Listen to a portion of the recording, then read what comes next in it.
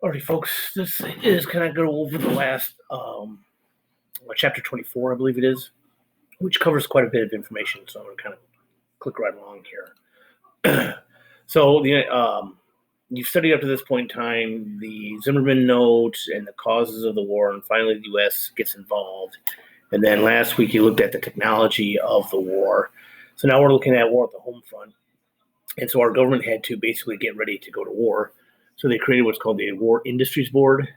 Basically, the government kind of takes control over certain factories and monitors or orders factories to switch over from whatever they were building to things for the war effort. There is some Christmas special, I can't remember the name of it, where it's based on a true story where a toy factory in, I believe it's New York or Pennsylvania, was ordered by the government to switch over to make bullets, and the owners refused, and basically was fined by the U.S. government, but he wanted to continue to make toys for kids during the war. I'll try to look it up and post it for the season here. Another big issue that came out of the war was getting enough men to fight. So you have what's called the selective service. And so, gentlemen, when you turn 18, you're required by law to register for the draft. And that is because of World War I. Women entered the workforce in a non-traditional role. We're going to see this again in World War II, but this was the impetus, really, that ended up giving women the right to vote. Women had been trying for 100 years. In fact, we just had our 100th year anniversary, 1920. The 19th Amendment was passed. But it was really because of your efforts in the war that really prompted politicians to having to cave in, so to speak, to pass the amendment. Again, we saw more ladies join the nurse corps of the various branches. And we had another great wave of minorities from the South into northern cities where they were hired to work in the factories. Okay. So how do we pay for the war? We sold bonds. Many of you probably get or will get next year after you graduate from grandparents, oftentimes U.S. government bonds. Okay, they were just named Liberty bonds as a catch or a propaganda stunt. But basically, it's a piece of paper. It's worth anywhere from $25 to $100 to $300. But it has a maturity rate, so you cash it in after like 25 years. If you cash it in before that, you don't get your money. You don't get as much money. Okay, so the sense of these Liberty bonds, huge propaganda movement. It was very patriotic for citizens to buy these. You were actually pressured by your neighbors. You were advertised by famous actors and actresses and singers of the day. Does this sound familiar? We're seeing now the NFL, and we're seeing famous singers or actors promote mask wearing, right? Similar concept as far as using people of fame to try to get us to do something. In this case, it was, buy these bonds, give the government money. They'll give you your money back 25 years later, and it'll help pay for the war. Herbert Hoover was in charge of the Food Administration. He's going to later become the president of the United States. But this is overseeing basically food. We have a rationing program. Obviously, right now we're in the midst of a second or third or fourth, whatever you want to call it, wave of the virus. We might be seeing runs at the grocery stores on toilet paper and stuff. Well, the government has yet to ration those kind of supplies because of this pandemic. But during World War I, the government did ration your food. And so you were only allowed to have so much. And there were other programs, Wheatless Mondays, Meatless Thursdays. So you would not eat these food items on these given days to help bulk up a supply that could be sent overseas to the soldiers. Everybody was encouraged to plant victory gardens to be more self-sufficient. And of course, the government took control over railroads and communications.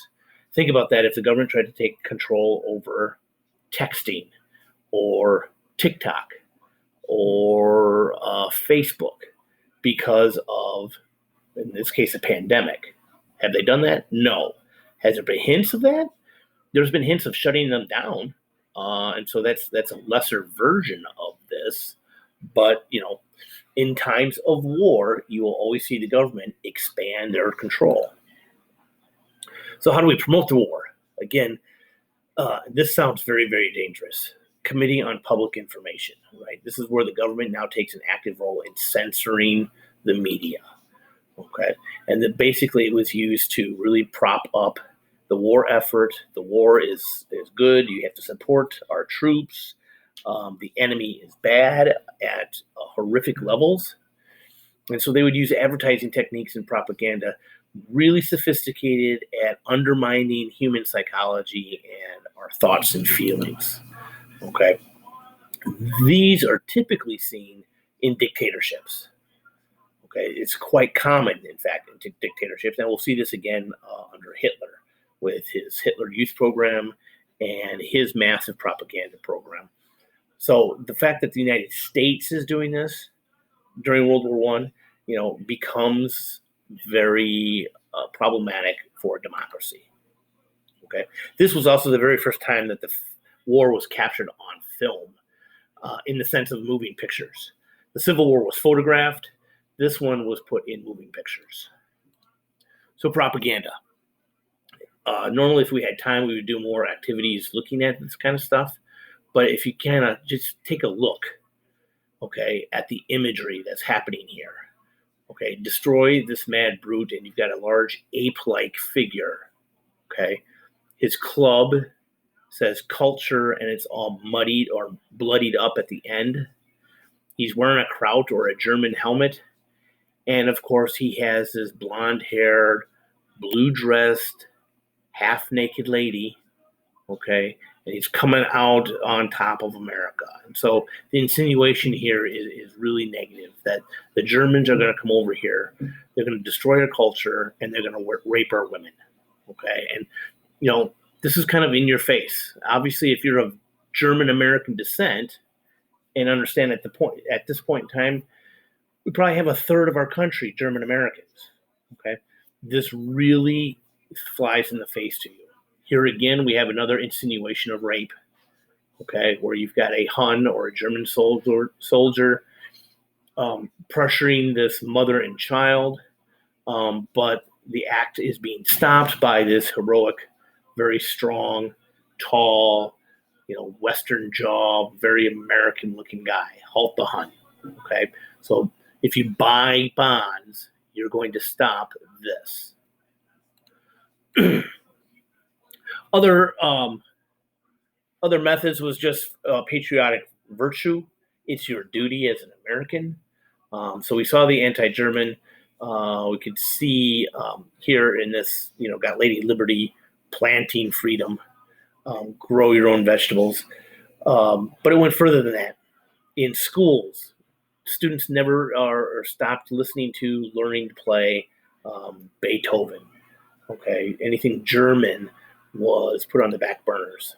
Okay, even names were changed so that they were no longer being German sounding. Sauerkraut becomes Liberty cabbage. Hamburger becomes Salisbury steak. Okay, in fact, towns would actually change their names. There's several towns in Wisconsin that have German lineage that ended up changing, and I want to say there was a town here in Illinois. It's not Canelan, because that used to be called Lodi, but there's another town that changed because of its German sounding town. And of course, people of German descent were often lynched, attacked, blacklisted. The other example we looked at, getting celebrities to endorse the product, in this case, the war effort. Okay. Anything that would pull on your fear, your pleasure, your duty, sex appeal, or, emulation is, I want to be like somebody. I want to be like Mike was a common catchphrase during the Michael Jordan era of basketball, right? So these strategies are what governments, especially dictatorship governments, would use in their propaganda schemes. Okay. There's also the sense of, if you do this, you will get more out of it. You will gain more social status. Okay. Bandwagon, everybody's doing it. I'm going to let you click on this link and listen to this song, but this is one of the most famous songs out of American patriotism, and it was a recruiting song. Again, if we had more time, we would kind of analyze some of these lyrics a little bit more, but I'd like you to click this and listen to the song yourself. Here, this is where the government gets a little bit dangerous. The Espionage Act of 1917 was passed. It jailed or fined those who resisted the draft. Okay, this lasted up until the Vietnam era. We had a huge resistance of draftees, and so it went to the Supreme Court. But Muhammad Ali famously was a conscientious objector and didn't serve. But in 1917, that didn't happen. You went to jail or you got fined. There were other punishments for any sort of disloyal action. You didn't have your victory gardens. You weren't buying your bonds. You could find yourself unemployed. You could find yourself not getting a loan. You could find yourself not being able to go to the grocery store and buy stuff because those items all of a sudden were reserved for somebody else. Okay. The government also actively censored material that was unsupportive. So here we see the freedom of the press being inhibited. And if you spoke out against the government, you could have been jailed or fined. Okay. Well, this flies in the face of the Bill of Rights, right? Targets were often socialists, Eugene V. Debs, and unions. And this comes out of Schenck versus the United States. Schenck was passing out anti-draft notices at draft lines, trying to convince men not to sign up for the war, and he was arrested and fined. He went to the United States, and the Supreme Court ruled in favor of the United States. This was later, much later, in the 60s actually, overturned. The long-lasting effects. Again, I mentioned the 19th Amendment, ladies.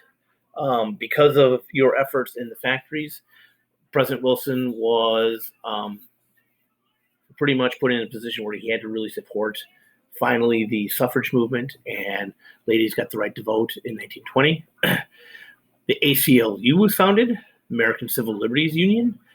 This organization really comes to the aid of people whose civil liberties or Bill of Rights have been violated.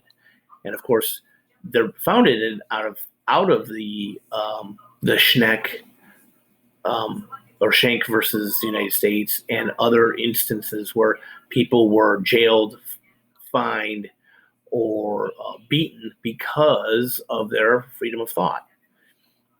Europe obviously is looking for us, not just for AIDS, but this is when we really establish ourselves as a world power. And that's going to steamroll into World War II and carry into kind of today. I think over the last 4 years, we've lost a little that respect from the world. So for various reasons, but our dominance economically and militarily on the world stage starts at World War I. Okay, exit.